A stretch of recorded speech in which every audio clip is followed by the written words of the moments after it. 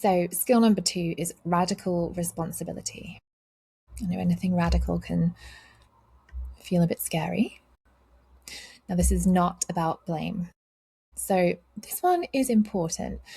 And I want to be really careful with how I frame it because it could easily be misunderstood. This is all with compassion.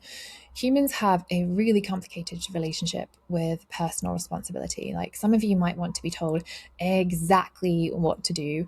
You might want somebody to hold you to the meal plan, to the workout, to the rules that you have to follow.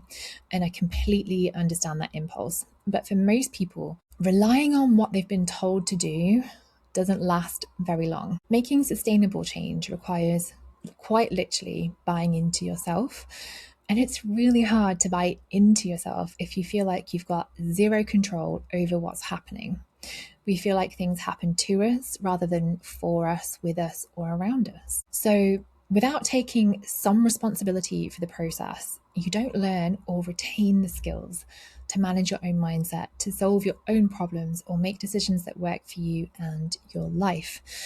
And that's what we're actually trying to build here, is your ability to navigate this for yourself, not your dependence on me or any other coach. Let me show you what this looks like in practice with a couple of examples here. So, perspective 1 is seeing factors as out of your control. For example, okay, I didn't want to eat the cookies, but Kate had baked them for me. She brought them to work. I had to eat them. There we feel completely out of control. Perspective 2 is taking responsibility for what's in your control. And we can say, okay, I didn't want to eat the cookies, but Kate had baked them for me.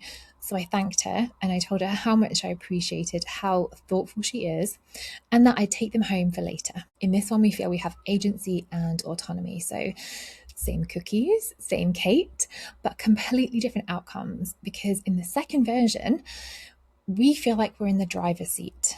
It's not the cookie's fault. It's not Kate's fault. There is no fault. We're making choices that feel aligned with where we can have control. Another opportunity to practice this might be, okay, my gynecologist's office never called me back, so I haven't been able to talk to them about treatment. Versus my gynecologist's office isn't great about calling back, so I've got a note in my calendar to keep trying. Their office is on my way home, so do you know what? If I actually don't hear back from them by next Thursday, I'm just going to stop by on my way home. Same situations, very, very different outcomes. So when I talk about radical responsibility, I'm talking about taking ownership of the outcomes and consequences that result from your choices, your actions, or your lack of action. And that's it. It puts you where you belong, which is in the driver's seat, rather than feeling like a passenger in your own life. Yeah. And this is so powerful because it genuinely gives you back your power. And instead of feeling like I'm allowing somebody else or something else to determine my outcomes, you actually get to strengthen your sense of autonomy. You develop self-trust. You feel so empowered to make choices that align with your values and your goals. And you can cultivate greater well-being and happiness. You're going to feel far more confident in your ability to take charge. But, and this is really important, radical responsibility is not the same as blame.